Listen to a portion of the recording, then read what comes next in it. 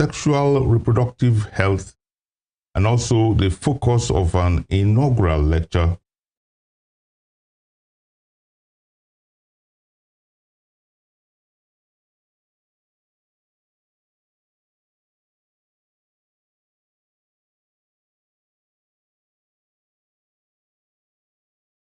and sexual health, the foundation pillars, Nigeria. Who presented that paper? What was it all about? I can even say, what is it still all about? It was delivered by a professor of sexual and reproductive health in the Department of Community Health in the College of Health Science, Osun State University. That lady or that person, don't let me allow the cat to be out of the bag yet. That person is a personality I've brought into the studio this afternoon. She is to discuss with us what sexual, reproductive, etc., and then also look into inaugural lecture as it concerns our Nigerian universities. She is an erudite scholar, a distinguished daughter of Osun State. She is a very formidable academic who has written in the neighborhood of 80 publications nationally and internationally. The viewer of this station, I have brought you a great woman of learning, Professor Esther Olufumelayo Ashekun Olarimoye. You are most welcome, ma'am. Thank you very much, sir. Good afternoon. Good afternoon. It's a privilege to welcome you into this studio. Thank you. Mrs. Ashekun Olarimoye is a professor of sexual and reproductive health, College of Health Sciences, Osun State University, Osogbo. If I must remind you, and of course inform those younger ones who maybe did not know, my guest studied biology at Union College in Caloocan City in the Philippines. Much later, she had her Doctor of Medicine degree from Manila Central University, also in Philippines. She had her postgraduate residency program in community health at the University of Ibadan Teaching Hospital, UCH. I'm privileged to inform us that she is a fellow of West African College of Physicians. This erudite scholar sitting with me in the studio has some 80 publications, as I said earlier, in national and international journals. The type students will refer to as Igiwe. Prof, you are most welcome. Thank you very much, sir. Let me begin from your field. What is sexual and reproductive health, generally speaking? Okay, one will think about it this way. You know, the World Health Organization defined health itself as a complete state of well-being.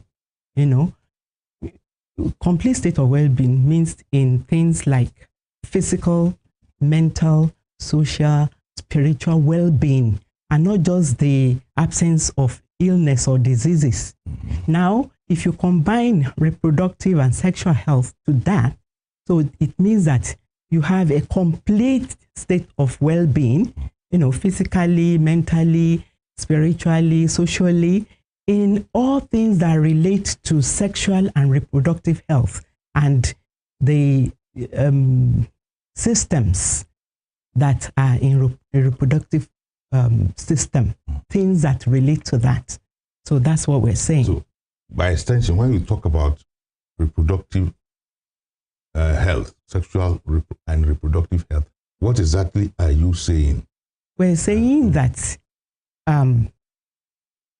you are whole, you know, you have well-being, you have the capacity to, reproduce without any problem, that you don't have sexual problems, that you have the capacity to access information and use it. You do not have a sense of coercion, in reproductive issues. Reproductive and sexual health encompasses a lot of things. Actually, it's a term that has been coined newly to encompass maternal health, child health, and reproductive health, and other things like gender-based violence. All these things are packed into reproductive health. Essentially, from my layman's point of view, from what you have said, apart from the one you just said, everything focuses on the woman and the child, not the man. No, not really. The men are also involved because both men and women have reproductive system.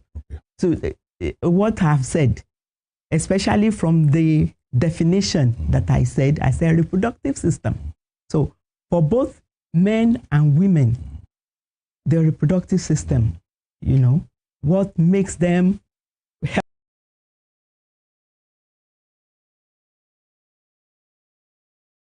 healthy, but far and beyond that, the well-being, Okay, between good health and well-being, which one must man aspire to get? Good health is good, but you have to have well-being. So there's a little limitation. Because well-being involves more than just good health or not having disease. Okay. It involves all aspects of your life, being, satisfied, being, in a sense of well-being means that you are okay, with how you are living. You have a sense of satisfaction. Good. From all you know as an intellectual, what would you say is the level or the standard of sexual reproductive health in Nigeria? Well, Nigeria is moving. We are trying, but we still are moving. We need to try higher. People are, in this section, they are trying their best, especially when it comes to the policies are being put in place and the implementation is gradually being put in place, adolescent health, maternal health, child health, which are all under reproductive health, like I said, and also men's health too. So we are not up there yet, but we are marching forward. And there's a movement, not motion. Okay, there is movement after the motion. Yes. In our country, sometimes we only see motion. We don't see movement. I know you, and for the sake of the young man or woman at home who doesn't know you, I want you to do this explanation. Going through your very intimidating profile, one sees so much work you have done here and there. Permit me to ask. I know you are a medical doctor. Yes. But am I right? Is the ordinary young man home qualified to describe you as a scientist? Because everything we have seen in you is scientific. I want a little explanation on this. Yes, they can. I'm a scientist too. All doctors are scientists because that is the basis, the informed basis of decisions. When you see your patients, you examine them, you examine them physically, you order lab tests and stuff. All these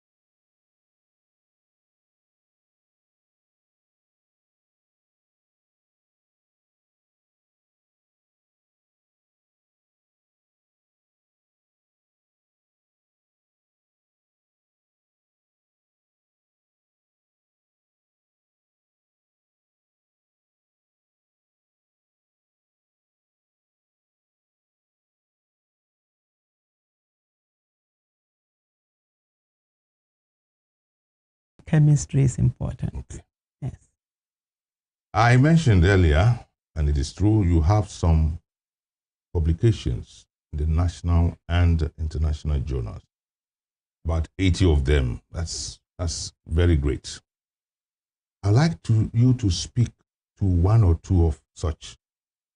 The first one, you've written on parental expectation on school sex education in suburban communities. Yes. What are your findings there?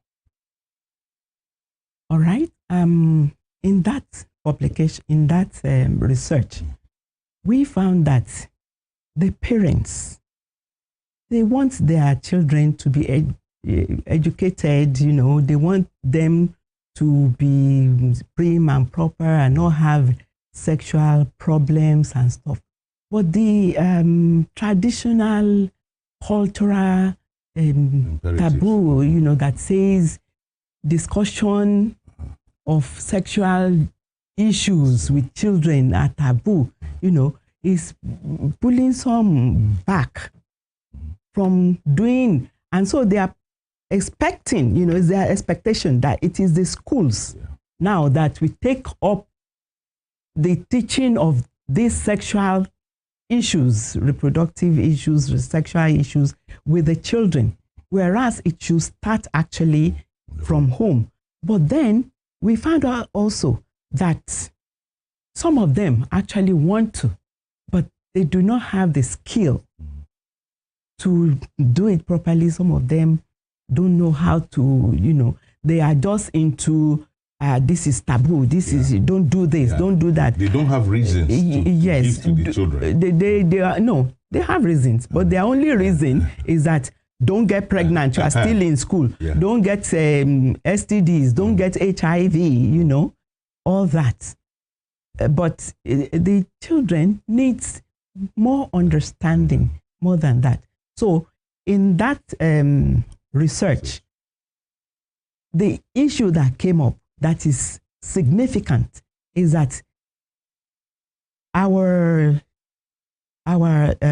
parents, you know, these parents needs to be taught the skills. They need to be given the skills by, you know, you could organize a lecture, a workshop, a community outreach for them, which will teach them, you know, and give them the skill to be able to talk to their children. Talk to the children appropriately.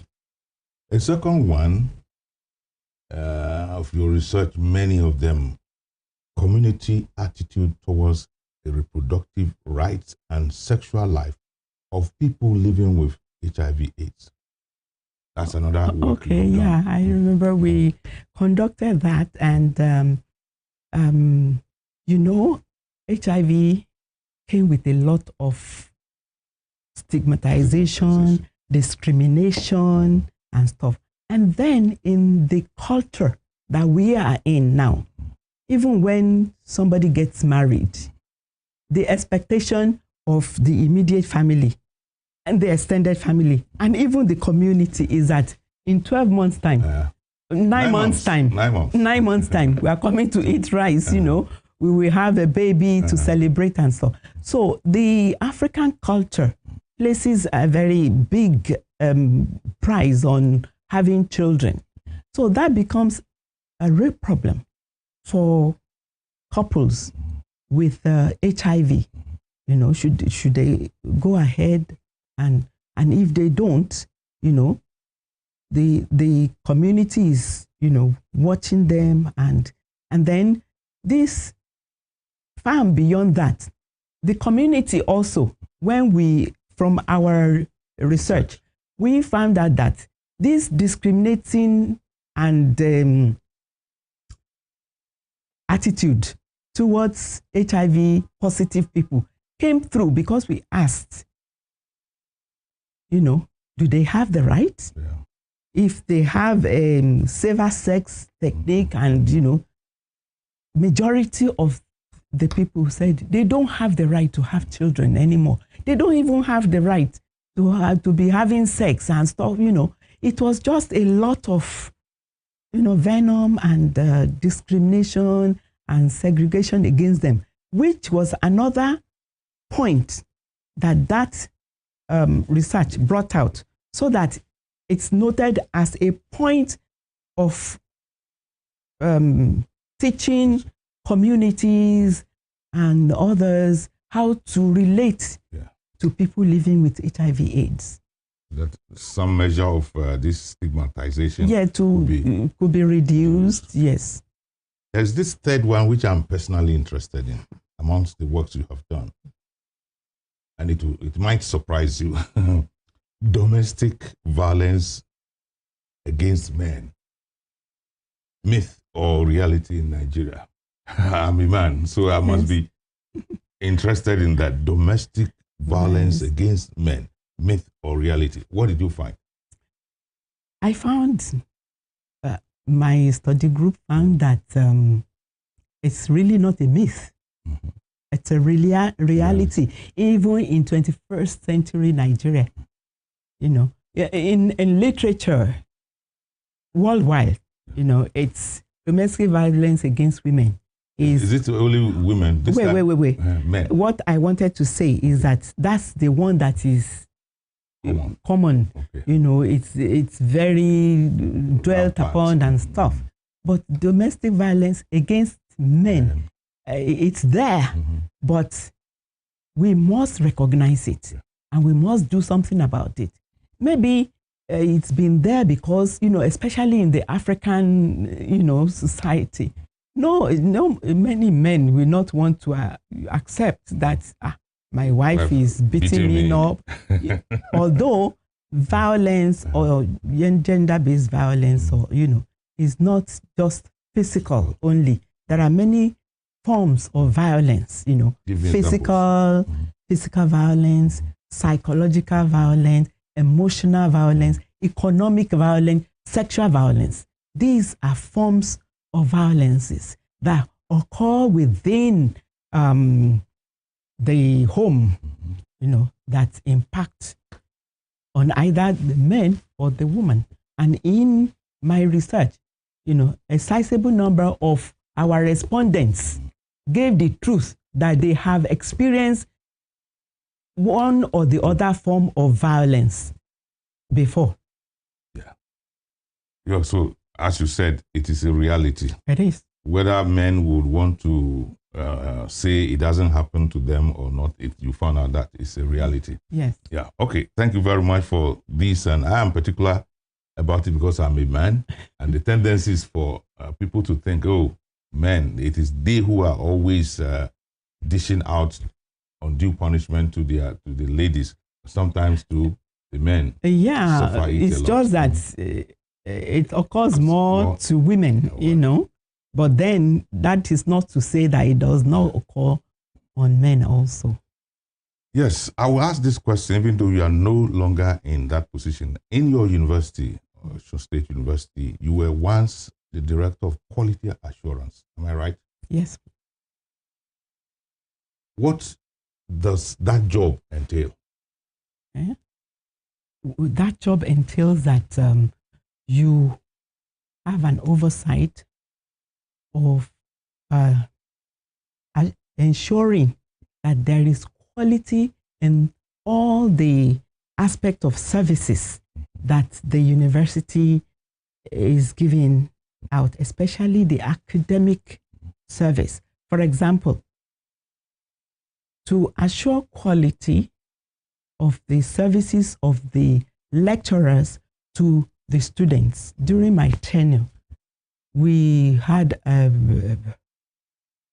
research, kind of a research that, or a survey, that there is this questionnaire that we will serve to the students to get their opinion about each and every lecturer, so that we can, see how the lecturers are faring, what is the standard that they are putting forth to the students, objective, measure, so that from results, from this kind of results, you can objectively form a point of interaction or workshop or things to improve that kind of service in the university. Yes, you've spoken about academics. Yes. I know the university system exists, is a multidimensional one. Yes. What can you apply to, say, your water production unit or your architectural, whatever, since those areas are not your areas? Yeah, the university has a system in place where it assures that things go according to the laid down rules. So these are monitored and there are checks and balances so that these are put in place. This program is in two parts. Part A is about concluding. Then we will break and come back for the second segment. But before we leave, there's this question I would want to put to you. You've been a fellow of the West African College of Physicians since 1996, I suppose. That's right. That's about almost 30 years. My worry is anchored on the fact that hardly do we hear of the institution. We only know that all of you are fellows. Anytime you hear fellow of West African, what does this body really, really stand for? West African College of Physicians. Okay. The West African College of Physicians is actually very, very well known, worldwide. In yes, fact. academically. Yes, academically. The ordinary mind it's a body may not know you. The body is actually a body of association of, it's a college of physicians that is responsible for training upcoming doctors, resident doctors, to becoming consultants, that is, specialists in their field. Not only that, they are involved in a lot of researches, community outreaches, governments, they are involved in government policies, ensuring a lot of things move on. Okay. How does one become a member? Okay. First of all, you need to have been, you need to be a doctor, MD or MBBS, a doctor, and then you become a resident doctor. That is, you are training to become a consultant, and you pass your primaries. After 2 years, you pass your part 1. After 2, you become a senior reg, and then you do a dissertation, that is a thesis, a research, and you pass your part 2. In all this body is the one that is responsible for the examination and, of everything, to now produce the experts in all the fields for the country. Okay, so you don't become a consultant easily without passing through that. At least it takes you 5 to 6 years of schooling. I mean, it's schooling really, but it's also not just real theory. You are working in a teaching hospital under your consultant, mentorship, and you are seeing patients. You are really doing the practical side of it, and then you are learning the book part of it, and at intervals you are going to do the exams to show that, yes, actually you have this skill, because the exams also is not just the theory. The exams also have the practical side, that yes, this person has the mental knowledge, the knowledge and the skill. So from stage to stage until you become a consultant.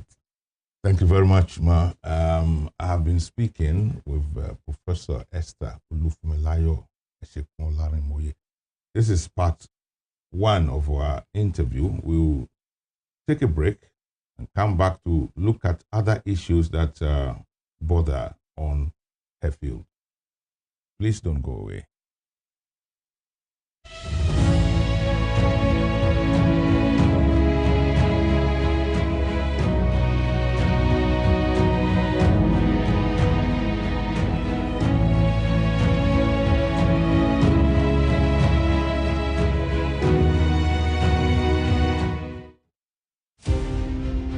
Funmilayo Ransom Kuti was an educationist and advocate of women's rights. She was recognized for her vitriolic comments against colonial policy of taxation as it affected the Nigerian women. Bere, as fondly addressed by her women followers, Funmilayo championed the initiation of universal adult suffrage, which gave an unprecedented leeway for women to contest elective offices and power to exercise voting rights. Married to a foremost educationist and teacher, Israel Oladotun Ransom Kuti, the first president of Nigeria Union of Teachers, Funmilayo Ransom Kuti was the mother of children who inherited her spirit of activism. Olufela and Be Kololari, the former, a renowned musical legend. She was the first female student of Abeokuta Grammar School and the first female to own and drive a car in Nigeria. The award recipient of Member of Order of Nigeria MON and Lenin Peace Prize, was born 25th October 1900 and was killed on 13th April 1978 by rampaging road soldiers in Lagos. Western Spring Television identifies Funmilayo Ransom Kuti as a watershed character in history. Nelson Rolihlahla Mandela was an anti-apartheid activist who gave his all for the elimination of what has been described as the world's most vicious rule of the unjust and man's inhumanity against man. He was born July 18, 1918 in Mvezo, South Africa, educated and trained as a successful legal practitioner. He took up the gauntlet of a human activist against segregation by the minority white supremacist in South Africa. At the climax of his trial for treason, orchestrated by the minority South African government, the great crusader for democratic equality was prepared to pay the supreme sacrifice to establish majority rule in his native land. He told white jurists that if achieving freedom for his people was worth his life, he was prepared to die. Nelson Mandela spent 27 years in Robben Island, described as the most notorious prison in the world. It was from this same prison that he came out as a free man to assume office as South Africa's first black president in 1994. Western Spring Television identifies Nelson Mandela as a watershed character in history.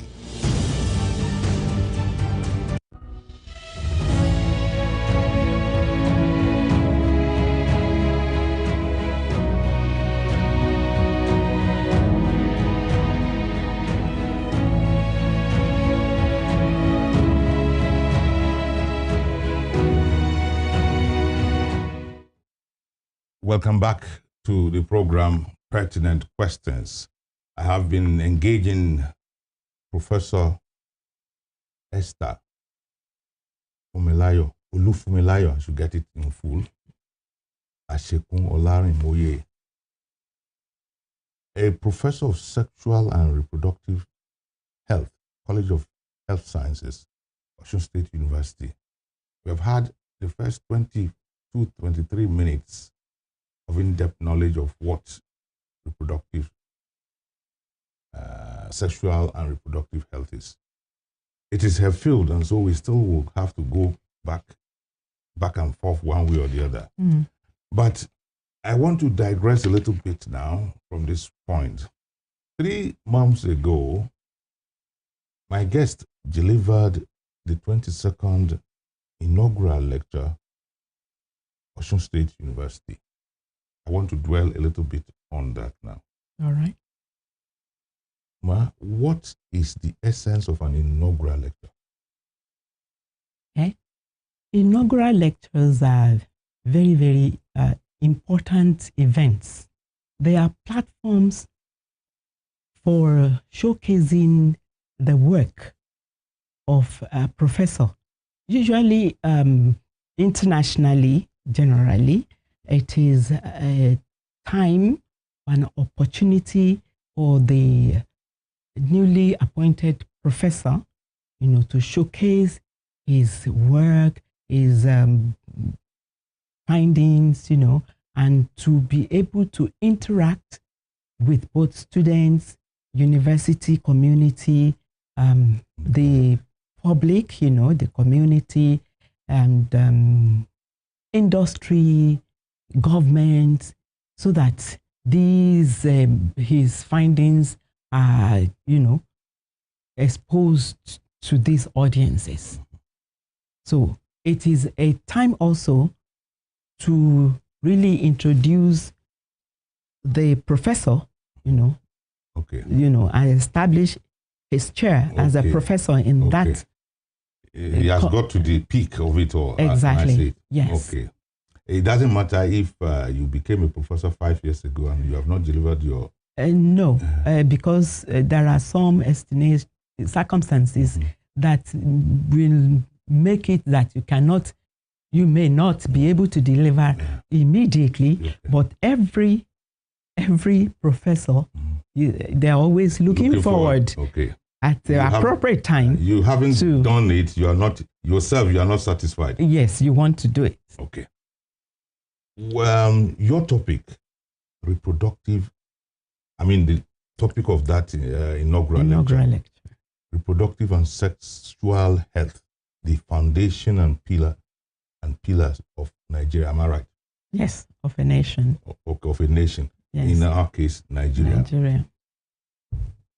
As a scholar, what inspired that? Okay. Let's take it from the point of view that is my specialty. Yes. Now, but looking at that, I see that, look at the family. The family is a basic unit of society, and society is a nation. Now, in the basic unit, you have mothers, fathers, and children that make up the unit. Each unit makes up the society. Now, in Nigeria, you say, let's talk about Nigeria. The demographics of Nigeria, mostly 2/3 of our population comprises mothers and children. Yeah. And if you take care of the health of mothers and children, 2/3, you have taken care of almost. That's why I say it's a foundation and pillar. Far and beyond that, let's just look microscopically in the family, whose health affects the whole health of the family mostly. If a mother is healthy, or if a mother is not healthy, the mother is in the hospital, probably admitted. See what impact it has even on the health of that father, who is not used to, even he tries his best, and maybe, he tries his best, he cooks the breakfast and manages to cook. Yes, and then in the morning, eat your food. No, the children, no, that's not how mommy makes it. This is, but even that is just this thing. But from inception, the health of that mother, impacts the sex. The health of the mother impacts the health of the fetus before it even comes out as the baby. And it impacts the health of the husband, is what, like what we're saying. So it's a vicious cycle of hope, goodness, Okay.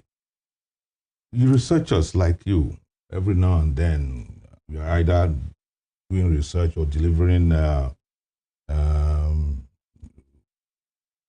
inaugural lectures, things like that. No. That's not the only thing we do. No, basically, our job is in 3 sections: the university, you lecture, Sure. you know, you do research, Yes. and community service. Okay. And what is this community service? Community service, like for example, maybe let me take from my department. You know, we go into the community, like we have a health education for market women. Yes. You know, we teach them about breast cancer because. Good. I am bothered about the things you write, particularly inaugural lectures. You finish writing it, and as far as I'm concerned, that's the end. No, that's not the end. Where does it go? Okay. I said, first and foremost, inaugural lectures are platforms where you even form more collaborations, you know. It gives opportunity for funding. It gives opportunity for reaching out to industry or government about policy. But before this, all the researches that have been so, you know, good to come up together for you to put in your inaugural lecture has been done, and they have been making their recommendations and, you know, getting their impact, whether locally in your community or internationally or nationally. Because some of these things that is done is based on some researches that has been done and the recommendations that came out of, you know, because you see, you can do a research here in Nigeria. Same thing is done probably in Europe or something. And you can, I mean, it may bring out different results based on the people's responses. And so you tailor your own recommendations to the needs of the community and that is what is done almost, not just on the inaugural lecture, because it's a component of all the researches you have carried out. And each of those ones have had their recommendations, and some have been, you know, implemented. Okay, if you say so, because from politically speaking, we think Nigerian leaders don't appear to be interested in some of the things you churn out, because we have for 63 years now, we're just revolving around the circle. When you have academics who would churn out ideas and they may not. Yeah, I know that it's important for that. You know, political will is important for good implementation, but it's not to say that that has been non-existent at all. Okay. Yeah. Okay. I accept it because you wear the shoe, so you know where it pinches. What is the difference, if any, between a professor of community medicine, or say a department, and public health? You are the pioneer of these two departments in your university, Osun State University. What is the difference between the two? Okay. Professor, you want to say community medicine? Yes. And public health? Yes. Okay. Yes. They're actually related. But the thing is, one is in clinical section, community medicine. Okay.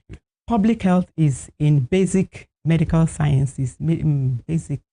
What do you mean by basic? Okay, it's like, for example, before you can be in the department of community medicine, you've got to be a doctor first. You have the degree MBBS. Now, for public health, you go, you know, like I said, basic sciences. You can have a BSc, you know, in the sciences in public health, master's, PhD, you know. But you are not essentially a medical doctor. You are not a doctor, you know, but the fields are related, you know, because both of them deal with the community health, the health of the community, I may say, and prevention of diseases in the community.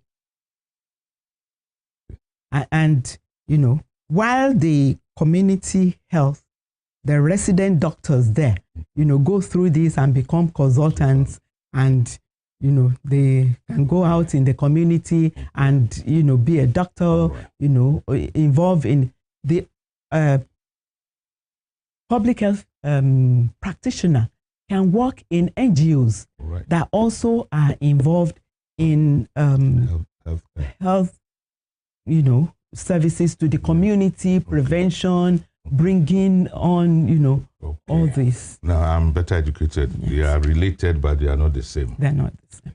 I come back to your person as we try to wind down. You were once or two times chairman of your university's ceremonial committee. Yes. I have it on record in the public space that you retired 4 million unspent funds at least in 1 year. Well, twice. It was twice. Were you doing this because you were a woman, or you were doing this because did it not affect your production output? No, it didn't. This is me, my personal integrity. That is the person I am. When you give responsibility to somebody, you repose trust in that person. And even in my private life, when I, dispense with funds, I like to monitor it and go after it and see that it is used for what it is necessary spent for, and that there is no wastages and stuff. And so if we, as a committee, because I had people in my committee and I had their support also at that point in time, if, we have done everything that is necessary for us to do to see that this, and then there is a leftover, the right thing to do is to return it to the owner. I wasn't the owner. And if I say, it's just this thing, guys, just let's, well,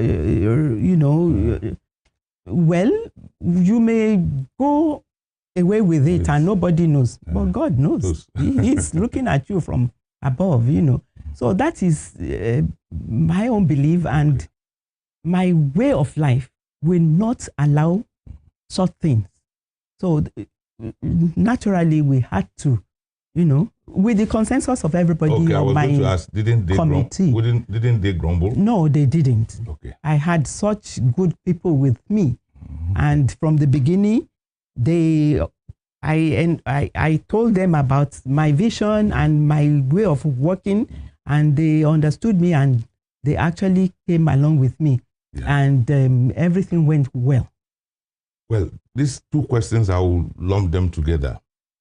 You were initially in Lebanon to study. That's about 50 years ago. Tell me, in Lebanon, what made you leave Lebanon? All right. It looks like it still persists. You you went to Philippines. Yes. Where you got all your academic. When you were in Philippines, much younger lady. Yeah. Did anybody tell you look like a Filipino? Yes. Sometimes. They do. Yes, because much younger, in your much younger days, you must have been a fairly pretty, pretty woman, and then Filipino. But I'm happy you said, well, sometimes they did. Okay, just last minute, Lebanon. Lebanon. Okay, you see, I'm a Seventh-day Adventist. And when I finished my high school at the Adventist Grammar School at Ede, I went to a school that is called Adventist College of West Africa, which evolved now into Babcock University. Okay. At that 1972, at that point in time, it was just a college that could cater for the first 2 years, the freshman and the sophomore years of college, of your university. It was based on an American system.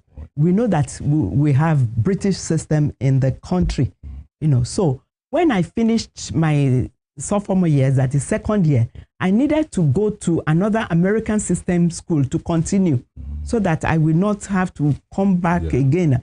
So the closest I could go to was Lebanon. Okay. You know, so I went to another school there, which is also an Adventist college. Okay. There in Lebanon? Yes. Okay. So, but when I got there was a civil war going on. So I managed to finish that third year, 1 year there. And the university made arrangements to evacuate us because a lot had gone on. Right. And the fastest and closest place that I could actually go to was not closest.